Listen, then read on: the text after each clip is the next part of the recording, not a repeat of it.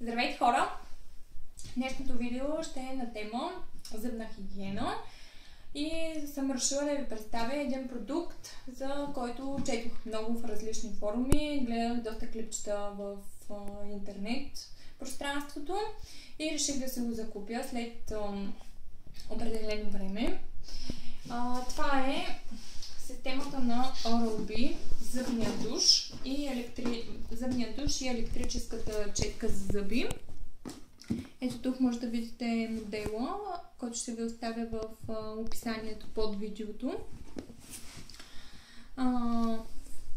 Реших да ги взема в комплект заедно, защото така излизат доста по-изгодно. В днешното видео ще ви представя накратко какво представлява зъбния душ, за какво се използва и как работи електрическата четка за зъби. Доста зъболекари казват, че няма разлика между електрическата четка за зъби. Има разлика, т.е. между електрическата четка за зъби и обикновената, но това идва от начина, по който ние мием зъбите си. Независимо от това дали използваш електрическа четка за зъби или обикновена четка за зъби, важно е начина, по който миеш зъбите си. Тези четкасти движения, които повечето хора правят, са доста грешни, затова се предпочитат електрическите четки за зъби, защото те имат такива въртеливи движения, който е правилният начин, по който можете да смиете зъбите. Трябва да смиете зъбите всъщност.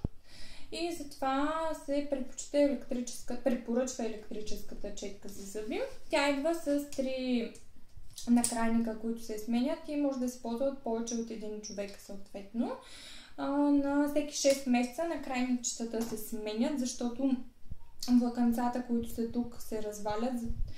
Другото нещо, което ми харесва, в четката за зъби има ето този сензор, който показва, че прекалено силно натискате зъбите си и това не е правилно по този начин. На всеки 20 секунди четката извибрира. Четката е от тази страна 20 секунди, от тази страна 20 и от така от 4-те страни. И да поговорим малко повече за зъбния душ. Какво представлява зъбния душ? Той се използва за почистване участъците между венците, където са, и останалата мръсотия в устата, ако мога така да се изразя.